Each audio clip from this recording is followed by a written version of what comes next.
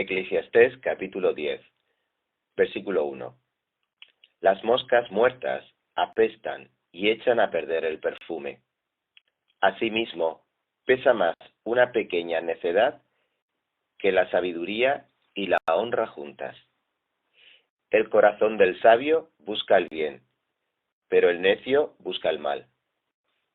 Y aun en el camino por el que va, el necio revela su falta de inteligencia, y a todos va diciendo lo necio que es.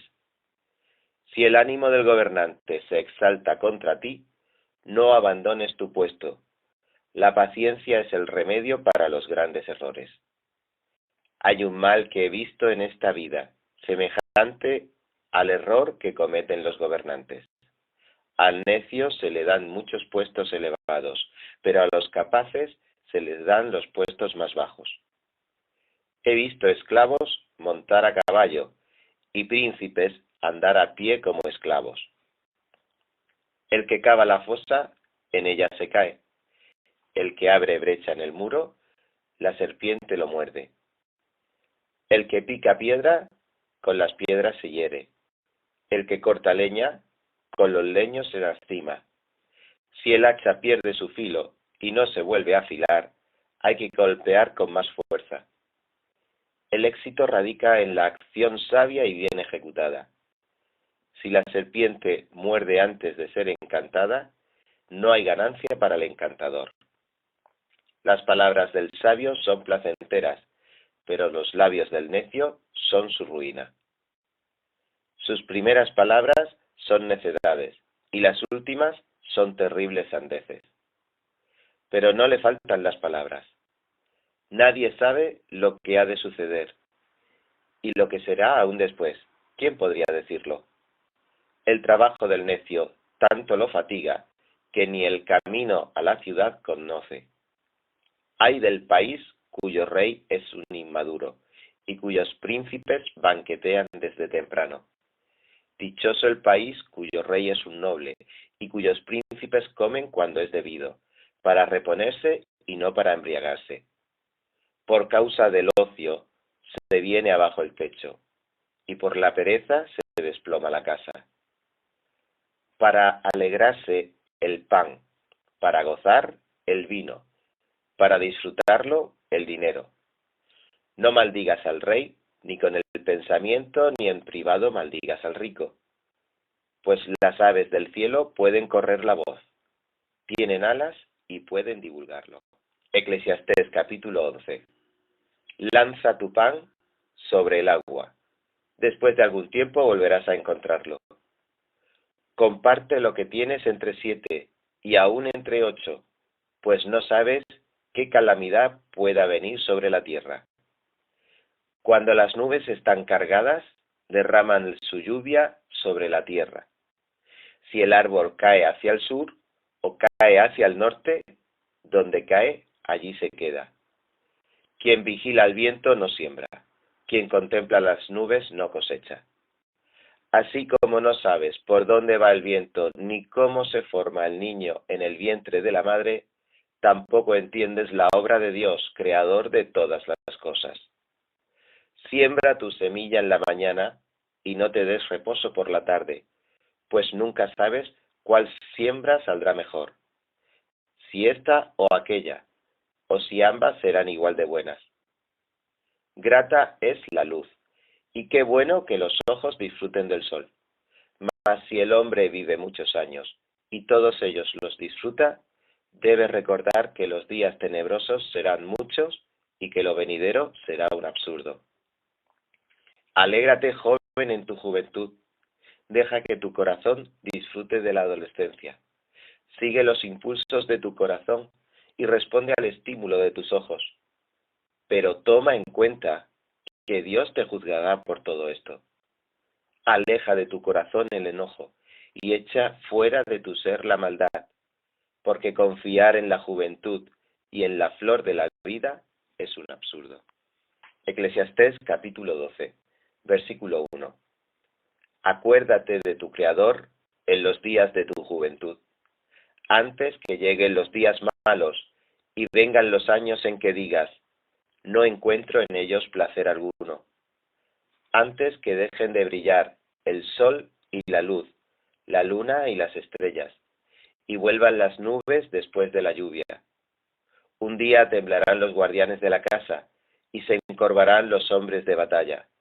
Se detendrán las molenderas por ser tan pocas, y se apagarán los que miran a través de las ventanas.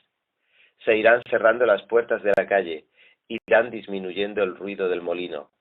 Las aves elevarán su canto, pero apagados se oirán sus trinos. Sobrevendrá el temor por las alturas y por los peligros del camino. Florecerá el almendro, la langosta resultará onerosa, y no servirá de nada la alcaparra, pues el hombre se encamina al hogar eterno, y ronda ya en la calle los que lloran su muerte.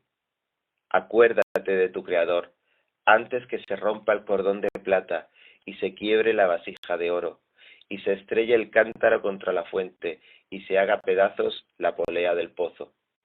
Volverá entonces el polvo a la tierra, como antes fue, y el espíritu volverá a Dios, que es quien lo dio. Lo más absurdo de lo absurdo, todo es un absurdo, ha dicho el maestro. Además de ser sabio, el maestro impartió conocimientos a la gente, ponderó, investigó y ordenó muchísimos proverbios. Procuró también hallar las palabras más adecuadas y escribirlas con honradez y veracidad. Las palabras de los sabios son como aguijones, como clavos bien puestos en sus colecciones de dichos, dados por un solo pastor. Además de ellas, hijo mío, ten presente que el hacer muchos libros es algo interminable y que el mucho leer causa fatiga. El fin de este asunto es que ya se ha escuchado todo. Teme pues a Dios y cumple sus mandamientos, porque esto es todo para el hombre. Pues Dios juzgará toda obra, buena o mala, aun la realizada en secreto. Libro de Esther, capítulo 1, versículo 1. El rey Asuero, que reinó sobre 127 provincias, que se extendían desde la India hasta Cus, estableció su trono real en la ciudadela de Susa. En el tercer año de su reinado, ofreció un banquete para todos sus funcionarios y servidores, al que asistieron los jefes militares de Persia y Media, y los magistrados y los gobernadores de las provincias, y durante 180 días les mostró la enorme riqueza de su reino y la esplendorosa gloria de su majestad. Pasado este tiempo, el rey ofreció otro banquete que duró 7 días, para todos los que se encontraban en la ciudadela de Susa, tanto los más importantes como los de menor importancia.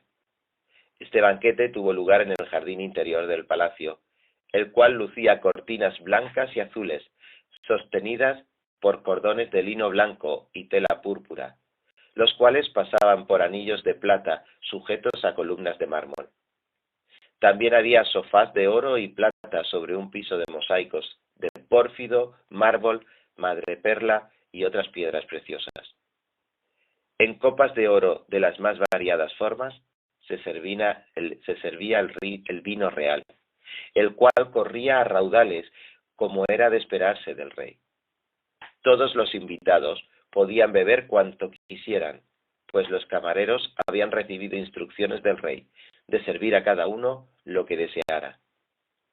La reina Basti, por su parte, ofreció también un banquete para las mujeres del palacio del rey Asuero.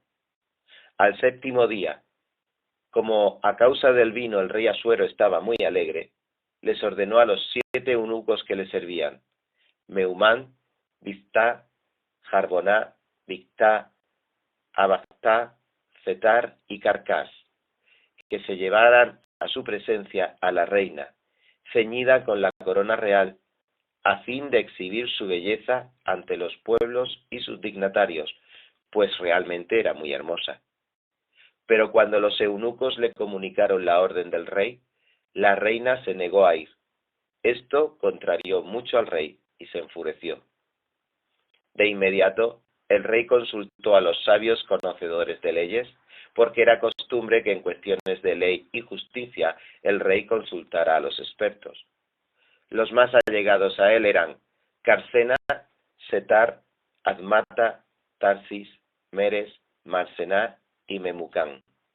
Los 7 funcionarios de Persia y Media que tenían acceso especial a la presencia del rey y ocupaban los puestos más altos del reino. Según la ley, ¿qué se debe hacer con la reina Vasti por haber desobedecido la orden del rey transmitida por los eunucos?, preguntó el rey. En presencia del rey y de los funcionarios, Memucán respondió: la reina Vasti no solo ha ofendido a su majestad, sino también a todos los funcionarios y a todos los pueblos de todas las provincias del reino, porque todas las mujeres se enterarán de la conducta de la reina, y esto hará que se desprecien a sus esposos, pues dirán: el rey Asuero mandó que la reina Vasti se presentara ante él, pero ella no fue. El día en que las mujeres de la nobleza de Persia y Media se enteren de la conducta de la reina, le responderán de la misma manera a todos los dignatarios de su majestad. Entonces no habrá fin al desprecio y a la discordia. Por lo tanto, si le parece bien a su majestad, emita un decreto real, el cual se escribirá con carácter irrevocable en las leyes de Persia y de Media, que Vasti nunca vuelva a presentarse ante su majestad, y que el título de reina se lo otorgue a otra mejor que ella. Así, cuando el edicto real se dé a conocer por todo su inmenso reino, todas las mujeres respetarán a sus esposos, desde los más importantes hasta los menos importantes. Al rey y a sus funcionarios les pareció bien ese consejo, de modo que el rey hizo lo que había propuesto Mecumán. Envió cartas por todo el reino, a cada provincia en su propia escritura y a cada pueblo en su propio idioma, proclamando en lengua de cada pueblo que todo hombre debe ejercer autoridad sobre su familia. Esther capítulo 2, versículo 1. Algún tiempo después, ya aplacada su furia, el rey Asuero se acordó de Vasti y de lo que había hecho, y de lo que se había decretado contra ella. Entonces los ayudantes personales del rey hicieron esta propuesta: que se busquen jóvenes, vírgenes y hermosas para el rey, que nombre el rey para cada provincia de su reino delegados que reúnan a todas esas jóvenes hermosas en el harén de la ciudadela de Susa, que sean puestas bajo el cuidado de Hegai, el eunuco encargado de las mujeres del rey, y que se les dé un tratamiento de belleza, y que reine en lugar de Vasti la joven que más le guste al rey. Esta propuesta le agradó al rey y ordenó que así se hiciera. En la ciudadela de Susa vivía un judío de la tribu de Benjamín llamado Mardoqueo, hijo de Yair, hijo de Simí, hijo de Quis, uno de los capturados en Jerusalén y llevados al exilio cuando Nabucodonosor, rey de Babilonia, se llevó cautivo a Jeconías, rey de Judá. Mardoqueo tenía una prima llamada Hadasá. Esta joven, conocida también como Esther, a quien había criado porque era huérfana de padre y madre, tenía una figura atractiva y era muy hermosa. Al morir sus padres, Mardoqueo la adoptó como su hija. Cuando se proclamaron el edicto y la orden del rey, muchas jóvenes fueron reunidas en la ciudadela de Susa y puestas al cuidado de Hegai. Esther también fue llevada al palacio del rey y confiada a Hegai, quien estaba a cargo del harén. La joven agradó a Hegai y se ganó su simpatía. Por eso él se apresuró a darle el tratamiento de belleza y los alimentos especiales. Le asignó las 7 doncellas más distinguidas del palacio y la trasladó con sus doncellas al mejor lugar del harén. Esther no reveló su nacionalidad ni sus antecedentes familiares, porque Mardoqueo se lo había prohibido. Este se paseaba diariamente frente al patio del harén para saber cómo le iba a Esther y cómo la trataban. Ahora bien, para poder presentarse ante el rey, una joven tenía que completar los 12 meses de tratamiento de belleza prescritos, 6 meses con aceite de mirra y 6 con perfumes y cosméticos. Terminado el tratamiento, la joven se presentaba ante el rey y podía llevarse del harén al palacio todo lo que quisiera. Iba al palacio por la noche y a la mañana siguiente volvía a un segundo harén bajo el cuidado de Sasgar, el eunuco encargado de las concubinas del rey. Y no volvía a presentarse ante el rey, a no ser que él la deseara y la mandara llamar. Cuando a Esther, la joven que Mardoqueo había adoptado y que era hija de su tío Abijail, le llegó el turno de presentarse ante el rey, ella no pidió nada fuera de lo sugerido por Hegai, el eunuco encargado del harén del rey. Para entonces, ella se había ganado la simpatía de todo el que la veía. Esther fue llevada al palacio real ante el rey Asuero en el mes 10, el mes de Tebet, durante el 7º año de su reinado. Al rey le gustó Esther más que todas las demás mujeres, y ella se ganó su aprobación y simpatía más que todas las otras vírgenes. Así que él le ciñó la corona real y la proclamó reina en lugar de Vasti. Luego el rey ofreció un gran banquete en honor de Esther para todos sus funcionarios y servidores. Declaró un día de fiesta en todas las provincias y distribuyó regalos con generosidad digna de un rey. Mientras las vírgenes se volvían a reunir, Mardoqueo permanecía sentado a la puerta del rey. Esther, por su parte, continuó guardando en secreto sus antecedentes familiares y su nacionalidad, tal como Mardoqueo le había ordenado, ya que seguía cumpliendo las instrucciones de Mardoqueo, como cuando estaba bajo su cuidado. En aquellos días, mientras Mardoqueo seguía sentado a la puerta del rey, Bigtán y Teres, los dos eunucos del rey, miembros de la guardia, se enojaron y tramaron el asesinato del rey Asuero. Al enterarse Mardoqueo de la conspiración, se lo contó a la reina Esther, quien a su vez se lo hizo saber al rey de parte de Mardoqueo. Cuando se investigó el informe y se descubrió que era cierto, los dos eunucos fueron colgados en una estaca. Todo esto fue debidamente anotado en los registros reales, en presencia del rey. Esther capítulo 3, versículo 1. Después de estos acontecimientos, el rey Asuero honró a Amán, hijo de Amedata, el descendiente de Agag, ascendiéndolo a un puesto más alto que el de todos los demás funcionarios que estaban con él. Todos los servidores del palacio, asignados a la puerta del rey, se arrodillaban ante Amán y le rendían homenaje, porque así lo había ordenado el rey. Pero Mardoqueo no se arrodillaba ante él ni le rendía homenaje. Entonces los servidores de palacio, asignados a la puerta del rey, le preguntaron a Mardoqueo: ¿por qué desobedeces la orden del rey? Día tras día se lo reclamaban, pero él no les hacía caso. Por eso lo denunciaron a Amán, para ver si seguía tolerándose la conducta de Mardoqueo, ya que éste le había confiado que era judío. Cuando Amán se dio cuenta de que Mardoqueo no se arrodillaba ante él, ni le rendía homenaje, se enfureció. Y cuando le informaron a qué pueblo pertenecía Mardoqueo, desechó la idea de matarlo solo a él, y buscó la manera de exterminar a todo el pueblo de Mardoqueo, es decir, a los judíos que vivían por todo el reino de Asuero. Para determinar el día y mes, se echó el pur, es decir, la suerte, en presencia de Amán, en el mes primero, que es el mes de Nisán, del año 12º del reinado de Asuero. Y la suerte cayó sobre el mes 12º, es decir, el de Adar.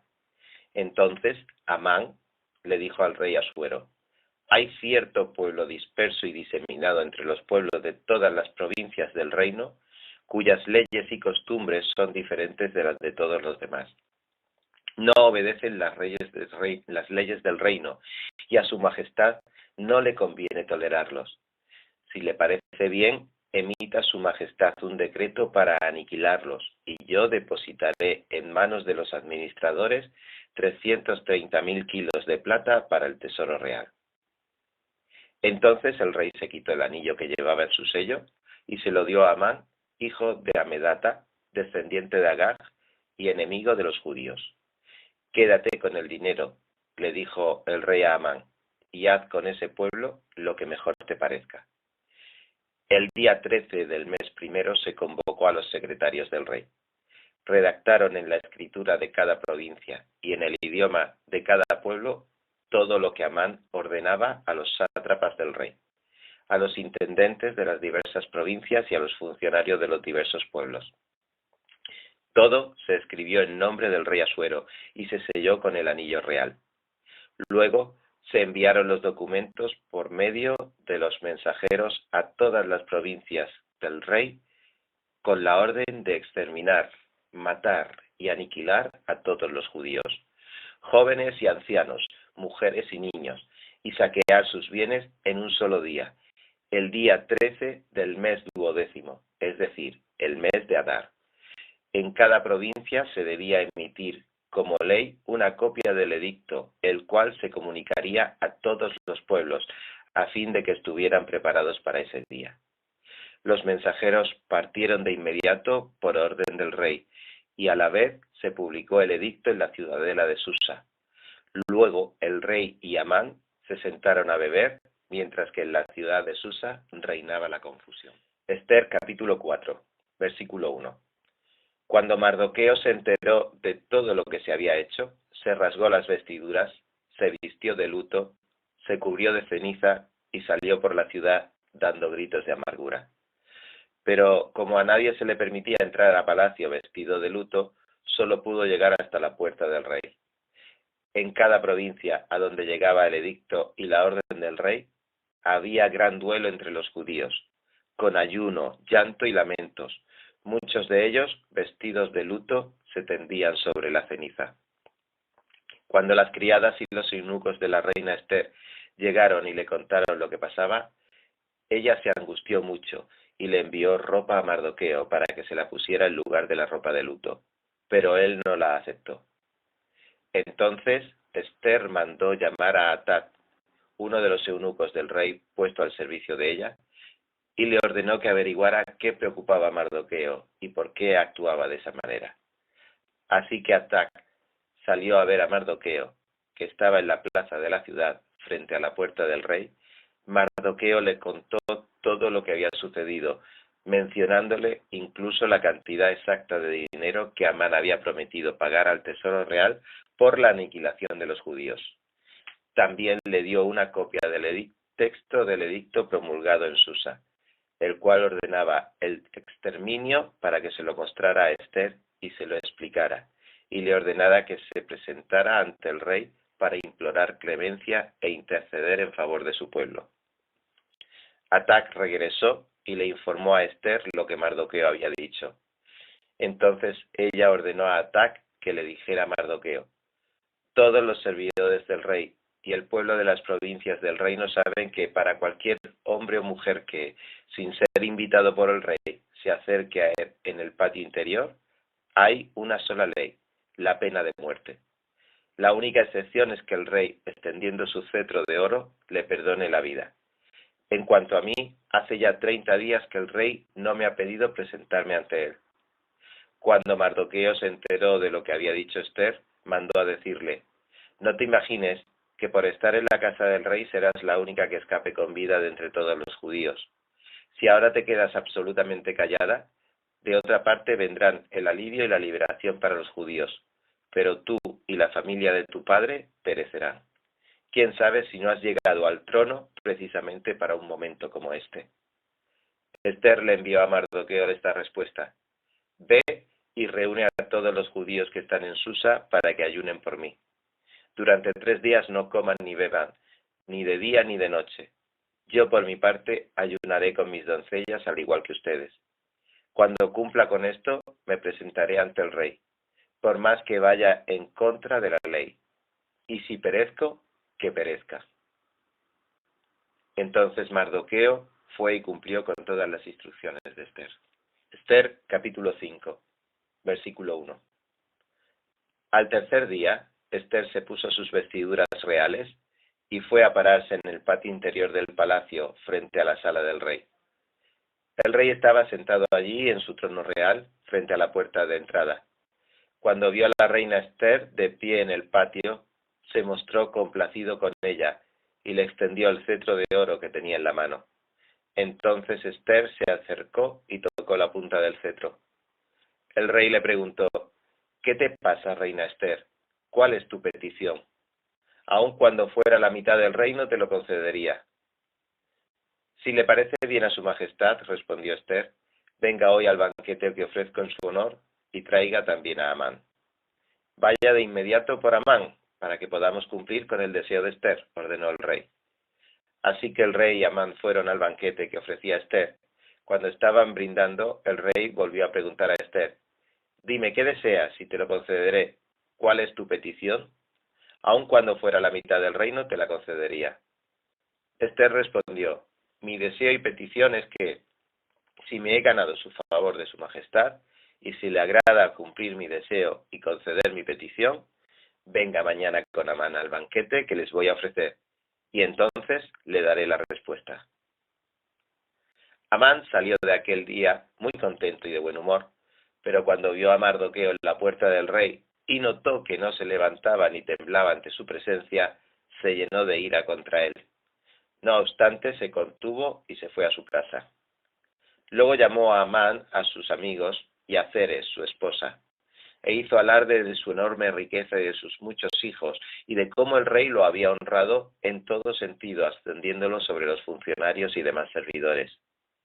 «Y más», añadió Amán, «yo soy el único a quien la reina Esther invitó al banquete que le ofreció al rey, y también me ha invitado a acompañarlo mañana. Pero todo esto no significa nada para mí mientras vea a ese judío Mardoqueo sentado a la puerta del rey». Su esposa Ceres y todos sus amigos le dijeron: «Haz que se coloque una estaca de 25 metros de altura y por la mañana pídele al rey que cuelguen en ella a Mardoqueo, y así podrás ir contento al banquete con el rey». La sugerencia agradó a Amán y mandó que se colocara la estaca. Esther capítulo 6, versículo 1. Aquella noche el rey no podía dormir, así que mandó que le trajeran las crónicas reales, la historia de su reino, y que se las leyeran. Allí constaba que Mardoqueo había delatado a Bigtán y Teres, dos de los eunucos del rey, miembros de la guardia, que habían tramado asesinar al rey Asuero. «¿Qué honor o reconocimiento ha recibido Mardoqueo por esto?», preguntó al rey. «No se ha dicho nada por él», respondió sus ayudantes personales. Amán acababa de entrar en el patio exterior del palacio para pedirle al rey que colgara a Mardoqueo en la estaca que había mandado levantar sobre él. Así que el rey preguntó: «¿Quién anda en el patio?». Sus ayudantes respondieron: «El que anda en el patio es Amán». «Que pase», ordenó el rey. Cuando entró Amán, el rey le preguntó: «¿Cómo se debe tratar al hombre a quien el rey desea honrar?». Entonces Amán dijo para sí: «¿A quién va a querer honrar el rey sino a mí?». Así que contestó: «Para el hombre a quien el rey desea honrar, que se mande traer una vestidura real que el rey haya usado, y un caballo en el que haya montado y que lleve en la cabeza un adorno real. La vestidura y el caballo deberán entregarse a uno de los funcionarios más ilustres del rey para que vista al hombre a quien el rey desea honrar, y que lo pasee a caballo por las calles de la ciudad proclamando a su paso: así se trata al hombre a quien el rey desea honrar». «Ve de inmediato», le dijo el rey a Amán, «toma la vestidura y el caballo, tal como has sugerido, y haz eso mismo con Mardoqueo, el judío que está sentado a la puerta del rey. No descuides ningún detalle de lo que has recomendado».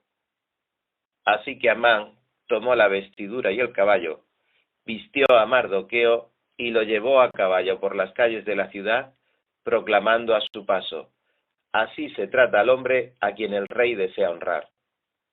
Después Mardoqueo volvió a la puerta del rey, pero Amán regresó apurado a su casa, triste y tapándose la cara, y les contó a Ceres su esposa y a todos sus amigos todo lo que había sucedido. Entonces sus consejeros y su esposa Ceres le dijeron: «Si Mardoqueo, ante quien has comenzado a caer es de origen judío, no podrás contra él. Sin duda, acabarás siendo derrotado. Mientras todavía estaba hablando con Amán, llegaron los eunucos del rey y lo llevaron deprisa al banquete ofrecido por Ester. Ester capítulo 7, versículo 1. El rey y Amán fueron al banquete de la reina Ester. Y al segundo día, mientras brindaban, el rey le preguntó otra vez: Dime, ¿qué deseas, reina Ester? Y te lo concederé. ¿Cuál es tu petición? Aun cuando fuera la mitad del reino, te la concedería. Ester respondió: Si me he ganado el favor de su majestad, y si le parece bien, mi deseo es que me conceda la vida. Mi petición es que se compadezca de mi pueblo, porque a mí y a mi pueblo se nos ha vendido para exterminio, muerte y aniquilación. Si solo se nos hubiera vendido como esclavos, yo me habría quedado callada, pues tal angustia no sería motivo suficiente para inquietar a su majestad. Y el rey le preguntó: ¿Y quién es ese que se ha atrevido a concebir semejante barbaridad? ¿Dónde está? El adversario y el enemigo es este miserable de Amán, respondió Ester. Amán quedó aterrorizado ante el rey y la reina. El rey se levantó enfurecido, dejó de beber y salió al jardín del palacio. Pero Amán, dándose cuenta de que el rey ya había decidido su fin, se quedó para implorarle a la reina Ester que le perdonara la vida. Cuando el rey volvió del jardín del palacio a la sala del banquete, Amán estaba inclinado sobre el diván de Ester, donde Ester estaba recostada. Y al ver esto, el rey exclamó: ¿Y todavía se atreve a violar a la reina en mi presencia y en mi casa? Tan pronto como el rey pronunció estas palabras, cubrieron el rostro de Amán. Y Jarboná, uno de los eunucos que atendían al rey, dijo: Hay una estaca de 25 metros de altura junto a la casa de Amán. Él mandó colocarla para Mardoqueo, el que intervino en favor del rey. Cuélguenlo en ella, ordenó el rey. De modo que colgaron a Amán en la estaca que él había mandado levantar para Mardoqueo. Con eso se aplacó la furia del rey. Ester capítulo 8, versículo 1. Ese mismo día, el rey Asuero le dio a la reina Ester las propiedades de Amán, el enemigo de los judíos. Mardoqueo se presentó ante el rey porque Ester le había dicho cuál era su parentesco con ella. El rey se quitó el anillo con su sello, el cual había recuperado de Amán, y se lo obsequió a Mardoqueo. Ester, por su parte, lo designó administrador de las propiedades de Amán. Luego Ester volvió a intervenir ante el rey. Se echó a sus pies y con lágrimas en los ojos le suplicó que pusiera fin al malvado plan que Amán, el agageo, había maquinado contra los judíos.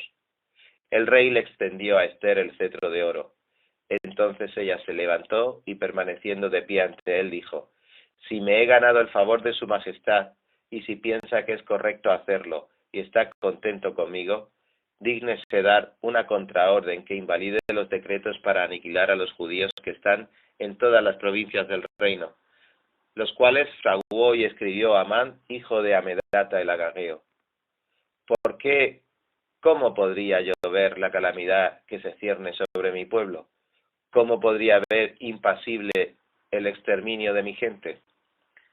El rey Asuero respondió entonces a la reina Ester y a Mardoqueo el judío: Debido a que Amán atentó contra los judíos, le he dado sus propiedades a Ester, y a él lo han colgado de la estaca.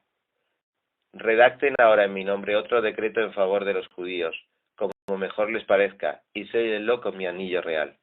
Un documento escrito en mi nombre y sellado con mi anillo, es imposible revocarlo. De inmediato fueron convocados los secretarios del rey. Era el día 23 del mes tercero, el mes de Sivan. Se escribió todo lo que Mardoqueo ordenó a los judíos y a los sátrapas, intendentes y funcionarios de las 127 provincias que se extendían desde la India hasta Kush. Esas órdenes se promulgaron en la escritura de cada provincia y en el idioma de cada pueblo, y también en la escritura e idioma propio de los judíos. Mardoqueo escribió los decretos en nombre del rey Asuero, los selló con el anillo real y los envió por medio de los mensajeros del rey, que montaban veloces corceles de las caballerizas reales. El edicto del rey facultaba a los judíos de cada ciudad a reunirse y defenderse, a exterminar, matar y aniquilar a cualquier fuerza armada de cualquier pueblo o provincia que los atacara a ellos y a sus mujeres y niños, y a apoderarse de los bienes de sus enemigos. Para llevar esto a cabo en todas las provincias del rey Asuero, los judíos fijaron el día 13 del mes 12, que es el mes de Adar. En cada provincia se emitiría como ley una copia del edicto y se daría a conocer a todos los pueblos. Así los judíos estarían preparados ese día para vengarse de sus enemigos. Los mensajeros, siguiendo las órdenes del rey, salieron de inmediato montando veloces corceles. El edicto se publicó también en la ciudadela de Susa. Mardoqueo salió de la presencia del rey, vistiendo ropas reales, de azul y blanco, una gran corona de oro y un manto de lino fino color púrpura. La ciudad de Susa estalló en gritos de alegría. Para los judíos, aquel fue un tiempo de luz y de alegría, júbilo y honor. En cada provincia y ciudad donde llegaba el edicto y la orden del rey, había alegría y regocijo entre los judíos, con banquetes y festejos, y muchas personas de otros pueblos se hicieron judíos por medio de ellos. Esther capítulo 9, versículo 1. El edicto y la orden del rey debían ejecutarse el día 13 del mes 12, que es el mes de Adar. Los enemigos de los judíos esperaban dominarlos ese día, pero ahora se habían invertido los papeles, y los judíos dominaban a quienes los odiaban. En todas las provincias del rey Asuero, los judíos se reunieron en sus respectivas ciudades para atacar a los que procuraban su ruina. Nadie podía combatirlos, porque el miedo a ellos se había apoderado de todos. Los funcionarios de las provincias, los sátrapas, los intendentes y los administradores del rey apoyaban a los judíos, porque el miedo a Mardoqueo se había apoderado de todos ellos. Mardoqueo se había convertido en un personaje distinguido dentro del palacio real. Su fama se extendía por todas las provincias y cada vez se hacía más poderoso. Los judíos mataron a filo de espada a todos sus enemigos. Los mataron y los aniquilaron, e hicieron lo que quisieron con quienes los odiaban. En la ciudadela de Susa mataron y aniquilaron a 500 hombres.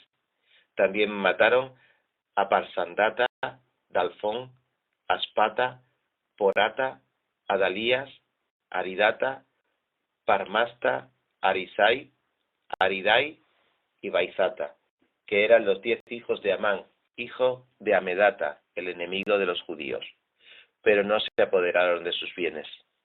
Ese mismo día, al enterarse el rey del número de muertos en la ciudadela de Susa, le dijo a la reina Esther: si los judíos han matado y aniquilado a 500 hombres y a los 10 hijos de Amán en la ciudadela de Susa, ¿qué no habrán hecho en el resto de las provincias del reino? Dime cuál es tu deseo y se te concederá. ¿Qué otra petición tienes? Se cumplirá tu deseo.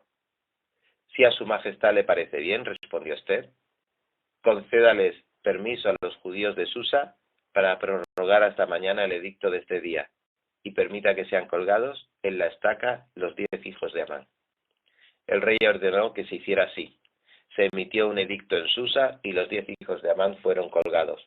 Los judíos de Susa se reunieron también el día 14 del mes de Adar y mataron allí a 300 hombres, pero no se apoderaron de sus bienes.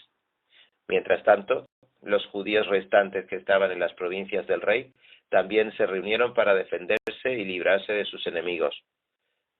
Mataron a 75.000 de quienes los odiaban, pero tampoco se apoderaron de sus bienes. Esto sucedió el día 13 del mes de Adar. El día 14 descansaron y lo celebraron con un alegre banquete. En cambio, los judíos de Susa que se habían reunido el 13 y el 14 descansaron el día 15 y lo celebraron con un alegre banquete. Por eso los judíos de las zonas rurales, los que viven en las aldeas, celebran el 14 del mes de Adar como el día de la alegría y de banquete, y se hacen regalos unos a otros.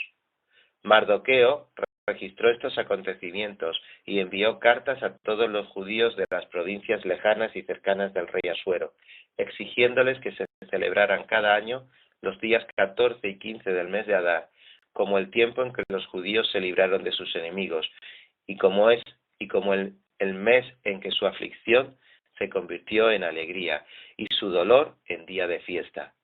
Por eso debían celebrarlos como días de banquete y de alegría, compartiendo los alimentos los unos con los otros y dándoles regalo a los pobres. Así los judíos acordaron convertir en costumbre lo que habían comenzado a festejar, cumpliendo lo que Mardoqueo les había ordenado por escrito. Porque Amán, hijo de Amedata, el agageo, el enemigo de todos los judíos, había maquinado aniquilar a los judíos y había echado el pur, es decir, la suerte, para confundirlos y aniquilarlos. Pero cuando Esther se presentó ante el rey, éste ordenó por escrito que el malvado plan de Amán, había aniquilado contra los judíos, debía recaer sobre su propia cabeza, y que él y sus hijos fueran colgados en la estaca. Por tal razón, a estos días se los llamó Purim, de la palabra pur, conforme a todo lo escrito en esta carta, y debido a lo que había visto y a lo que les había sucedido, los judíos establecieron para ellos y sus descendientes, y para todos los que se les unieran, la costumbre de celebrar sin falta estos 2 días cada año, según la manera prescrita y en la fecha fijada. Toda familia y cada provincia y ciudad debía recordar y celebrar estos días en cada generación. Y estos días de Purim no debían dejar de festejarse entre los judíos, ni debía morir su recuerdo entre sus descendientes. La reina Esther, hija de Abijail, junto con Mardoqueo el judío, escribieron con plena autoridad para confirmar esta segunda carta con respecto a los días de Purim. Él envió decretos a todos los judíos de las 120 provincias del reino de Asuero, con palabras de buena voluntad y seguridad, para establecer los días de Purim en las fechas fijadas, como lo había decretado para ellos Mardoqueo el judío y la reina Esther, y como lo había establecido para sí mismos y para sus descendientes, con algunas cláusulas sobre ayunos y lamentos. El decreto de Esther confirmó estas normas con respecto a Purim y quedó registrado por escrito. Libro del profeta Daniel. Capítulo 1, versículo 1. En el año tercero del reinado del rey Joacín de Judá, el rey Nabucodonosor de Babilonia vino a Jerusalén y la sitió. El Señor permitió que Joacín cayera en manos de Nabucodonosor. Junto con él cayeron en sus manos algunos de los utensilios del templo de Dios, los cuales Nabucodonosor se llevó a Babilonia y puso en el tesoro del templo de sus dioses. Además, el rey le ordenó a Aspenaz, jefe de los oficiales de la corte, que llevara a su presencia a algunos de los israelitas pertenecientes a la familia real y a la nobleza. Debían ser jóvenes apuestos y sin ningún defecto físico, que tuvieran aptitudes para aprender de todo y que actuaran con sensatez. Jóvenes sabios y aptos para el servicio en el palacio real, a los cuales Aspenaz debía enseñarles la lengua y la literatura de los babilonios. El rey les asignó raciones diarias de la comida y del vino que se servía en la mesa real. Su preparación habría de durar 3 años, después de lo cual entrarían al servicio del rey. Entre estos jóvenes se encontraban Daniel, Ananías, Misael y Azarías, que eran de Judá, a los cuales el jefe de oficiales les cambió el nombre. A Daniel lo llamó Belsasar, a Ananías Sadrac, a Misael Mesac y a Azarías Abednego. Pero Daniel se propuso no contaminarse con la comida y el vino del rey, así que le pidió al jefe de oficiales que no lo obligara a contaminarse. Y aunque Dios había hecho que Daniel se ganara el afecto y la simpatía del jefe de oficiales, éste se vio obligado a responder a Daniel: «Tengo miedo de mi señor el rey, pues fue él quien te asignó la comida y el vino. Si el rey llega a verte más flaco y demacrado que los otros jóvenes de tu edad, por culpa tuya se cortará mi cabeza». El jefe de oficiales le ordenó a un guardia atender a Daniel, Ananías, Misael y Azarías. Por su parte, Daniel habló con ese guardia y le dijo: «Por favor, haz con tus siervos una prueba de 10 días. Danos de comer solo verduras y de beber solo agua. Pasado ese tiempo, compara nuestro semblante con el de los jóvenes que se alimentan de la comida real y procede de acuerdo con lo que veas en nosotros. El guardia aceptó la propuesta y los sometió a una prueba de 10 días. Al cumplirse el plazo, estos jóvenes se veían más sanos y mejor alimentados que cualquiera de los que participaban de la comida real. Así que el guardia les retiró la comida y el vino del rey, y en su lugar solo siguió alimentándolos con verduras. A estos 4 jóvenes Dios los dotó de sabiduría e inteligencia para entender toda clase de literatura y de ciencia. Además, Daniel podía entender toda visión y todo sueño. Cumplido el plazo fijado por el rey Nabucodonosor y conforme a sus instrucciones, el jefe de oficiales los llevó ante su presencia. Luego de hablar el rey con Daniel, Ananías, Misael y Azarías, no encontró a nadie que los igualara, de modo que los 4 entraron en su servicio. El rey los interrogó y en todos los temas que requerían de sabiduría y discernimiento, los halló 10 veces más inteligentes que todos los magos y hechiceros de su reino. Fue así como Daniel se quedó en Babilonia hasta el primer año del rey Ciro. Daniel capítulo 2, versículo 1. En el segundo año de su reinado, Nabucodonosor tuvo varios sueños que lo perturbaron y no lo dejaban dormir. Mandó entonces que se reunieran los magos, hechiceros, adivinos y astrólogos de su reino para que le dijeran lo que había soñado. Una vez reunidos y ya en presencia del rey, éste les dijo: tuve un sueño que me tiene preocupado y quiero saber lo que significa. Los astrólogos le respondieron: que viva su majestad por siempre. Estamos a su servicio. Cuéntenos el sueño y nosotros le diremos lo que significa. Pero el rey les advirtió: mi decisión ya está tomada. Si no me dicen lo que soñé, ni me dan interpretación, ordenaré que los corten en pedazos y que sus casas sean reducidas a cenizas. Pero si me dicen lo que soñé y me explican su significado, yo les daré regalos, recompensas y grandes honores.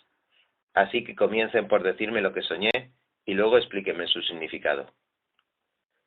Los astrólogos insistieron: si su majestad les cuenta a sus siervos lo que soñó, nosotros les diremos lo que significa. Pero el rey les contestó: mi decisión ya está tomada. Eso ustedes bien lo saben, y por eso quieren ganar tiempo. Si no me dicen lo que soñé, ya saben lo que les espera. Ustedes se han puesto de acuerdo para salirme con cuestiones engañosas y malintencionadas, esperando que cambie yo de parecer. Díganme lo que soñé, y así sabré que son capaces de darme su interpretación. Entonces los astrólogos le respondieron: no hay nadie en la tierra capaz de hacer lo que su majestad nos pide. Jamás a ningún rey se le ha ocurrido pedirle tal cosa a ningún mago, hechicero o astrólogo. Lo que su majestad nos pide raya en lo imposible, y nadie podrá revelárselo, a no ser los dioses. Pero ellos no viven entre nosotros. Tanto enfureció al rey la respuesta de los astrólogos que mandó ejecutar a todos los sabios de Babilonia. Se publicó entonces un edicto que decretaba la muerte de todos los sabios, de modo que se ordenó la búsqueda de Daniel y de sus compañeros para que fueran ejecutados.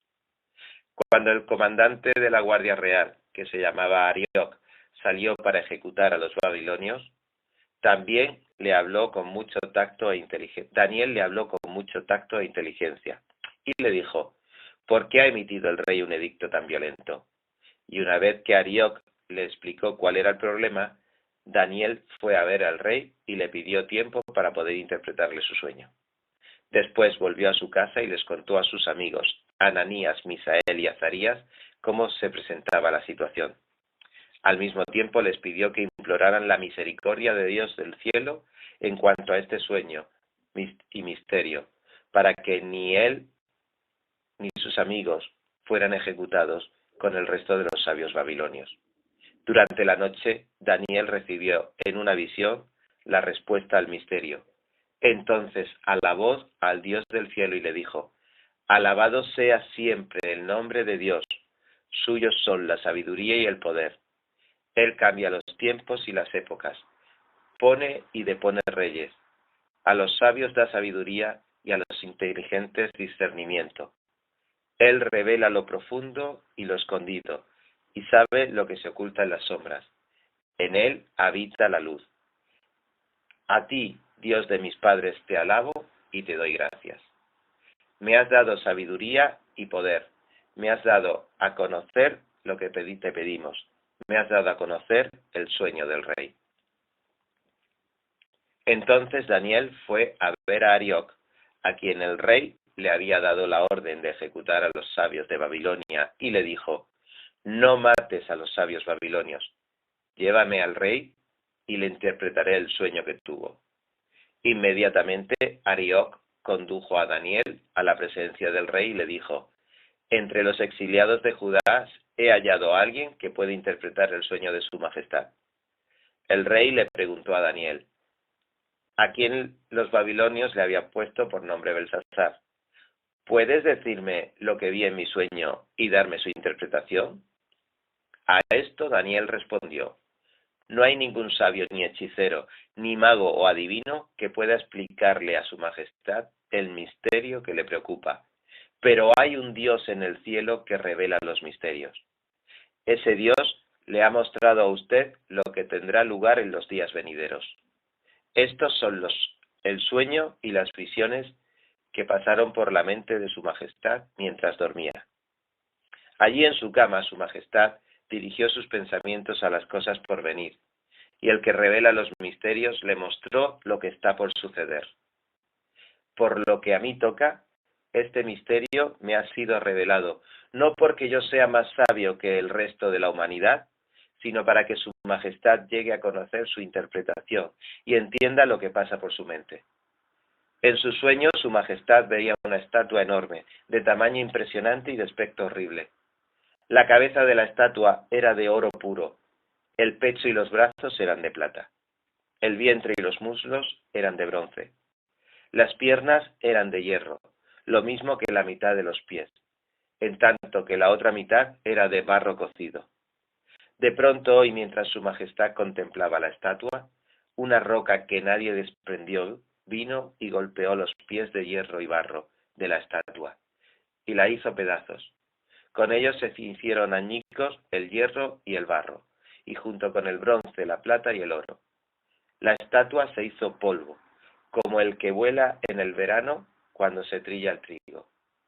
El viento barrió con la estatua, y no quedó ni rastro de ella. En cambio, la roca que dio contra la estatua se convirtió en una montaña enorme que llenó toda la tierra. Este fue el sueño que tuvo su majestad, y este es su significado. Su majestad es el rey entre los reyes. El Dios del cielo le ha dado el reino, el poder, la majestad y la gloria. Además, ha puesto en manos de su majestad a la humanidad entera, a las bestias del campo y a las aves del cielo. No importa dónde vivan, Dios ha hecho de su majestad el gobernante de todos ellos. Su majestad es la cabeza de oro. Después de su majestad surgirá otro reino de menor importancia. Luego vendrá un tercer reino, que será de bronce y dominará sobre toda la tierra. Finalmente vendrá un cuarto reino sólido como el hierro. Y así como el hierro todo lo rompe, destroza y pulveriza, este cuarto reino hará polvo a los otros reinos. Su majestad veía que los pies y los dedos de la estatua eran mitad de hierro y mitad de barro cocido. El hierro y el barro, que su majestad vio mezclados, significan que este será un reino dividido, aunque tendrá